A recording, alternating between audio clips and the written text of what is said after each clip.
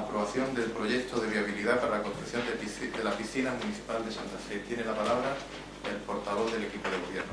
Darle un nuevo espaldarazo plenario a la construcción del complejo deportivo que tendrá dentro de su seno a la piscina municipal cubierta, climatizada de nuestro municipio.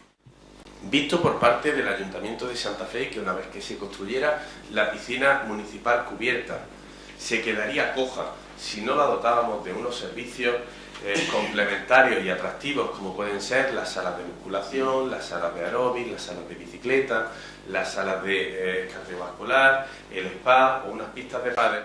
Empezamos a echar números a ver qué costaba toda la instalación y esa instalación pues superan los 3 millones de euros más el equipamiento que viene a ser todo unos 3.600.000 euros.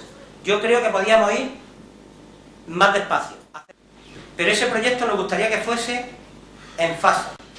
Sí digo que nos gustaría que este proyecto ambicioso se dividiese en 2 fases y, si es posible, dividirlo en 2 fases.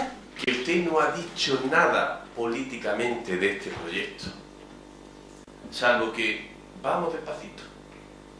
Gran contribución política al municipio de Santa Fe. Partido Popular, partido de ir despacito.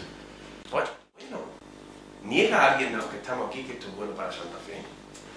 ¿Por qué despacio? ¿Por qué hay que ir despacio con las cosas que son buenas? Hay que hacerlo bien, que las cosas que sean buenas para Santa Fe, que no las torpedee el Partido Popular, que no las torpedee el portavoz del Partido Popular. Es un proyecto bueno y no hay que ir despacio, todo lo contrario. Hay que ir muy rápido y haciendo las cosas muy bien. Y es más, en ningún momento hemos dicho que despacio, ni mucho menos.